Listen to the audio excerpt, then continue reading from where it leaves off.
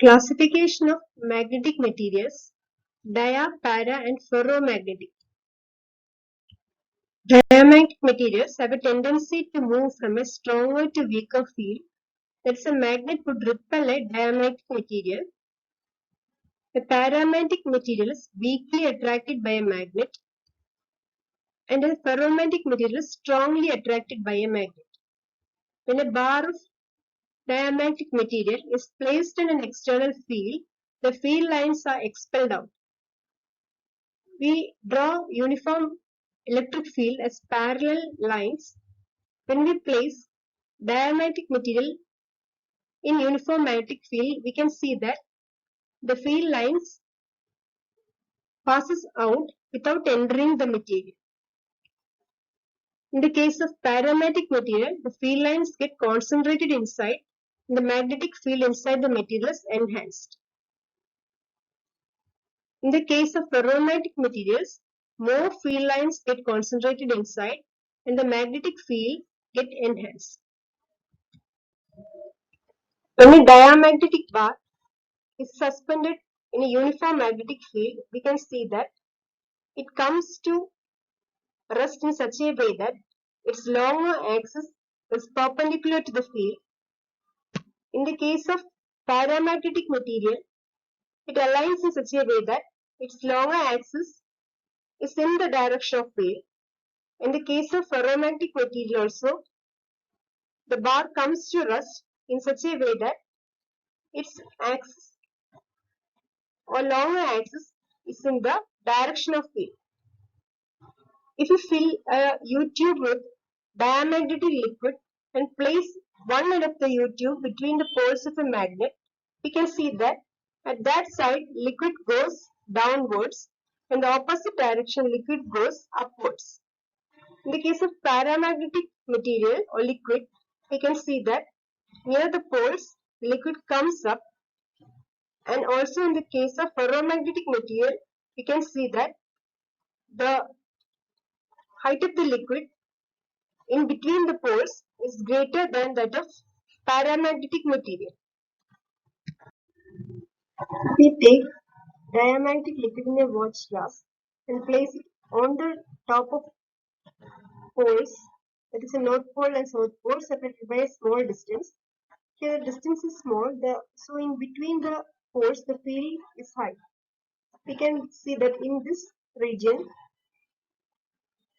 the height of the liquid is less in the case of diamagnetic liquid, and it accumulates near the north pole and south pole.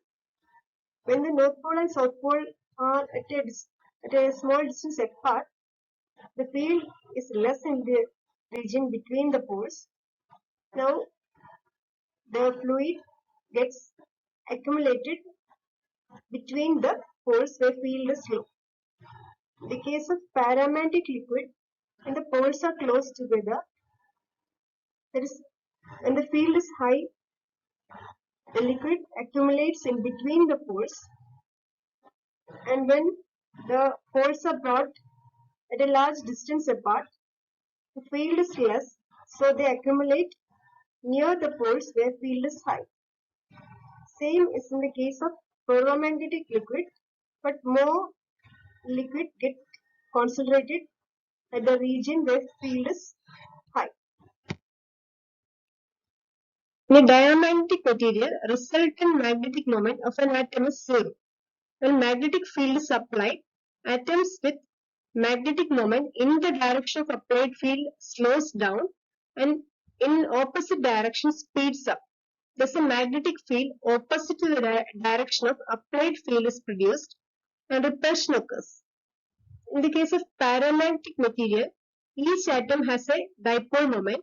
Due to random thermal motion, net magnetism is zero, but in the presence of strong external field V0 and at low temperature, individual atoms have a dipole moment in the direction of V0. In the case of ferromagnetic materials, each atom has a dipole moment.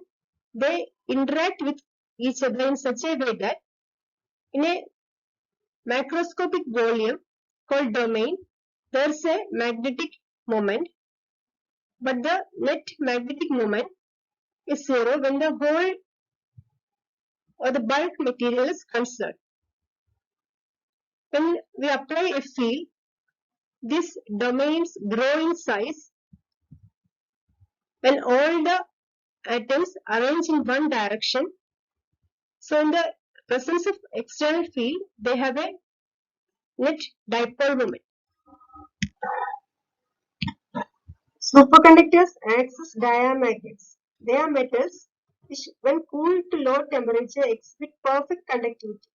That is, when temperature is lower, the resistance of the superconductors becomes zero. Also, we can see that they exhibit perfect conductivity and perfect diamagnetism. This effect is called Meissner effect. Diamagnetism is independent of temperature. Paramagnetism depends on temperature. Magnetization M is equal to C into B0 by T, where C is called Curie's constant. We can replace M with psi into H, where psi is susceptibility, and B0 with mu0 into H. On cancelling H on both sides, we have susceptibility psi is equal to mu0 by T. This is known as Curie's law. As field is increased or temperature is lowered, magnetization goes on increasing up to saturation value called Ms. Beyond this value, Curie's law is not applicable for paramagnetic materials. Ferromagnetic materials also have dependence on temperature. At higher temperature, a ferromagnet behaves as a paramagnet. This transition temperature is called Curie temperature. Susceptibility above Curie temperature, psi is equal to C by T minus Tc. Susceptibility psi is greater than or equal to minus 1 and less than 0 for small and negative for diamagnets. Psi is between 0 and epsilon, that is small and positive for paramagnets, and psi is much greater than 1 for ferromagnets, that is they can be easily magnetized. The value of relative permeability mu r is greater than equal to 0 or less than 1 for diamagnets. For paramagnets, mu r is greater than 1 but less than 1 plus epsilon, and value of mu r is much greater for ferromagnets. Examples for diamagnets are bismuth, copper, lead, nitrogen, water, sodium chloride. Paramagnets, aluminum, sodium, calcium, copper chloride. And ferromagnets, iron, steel, aluminum.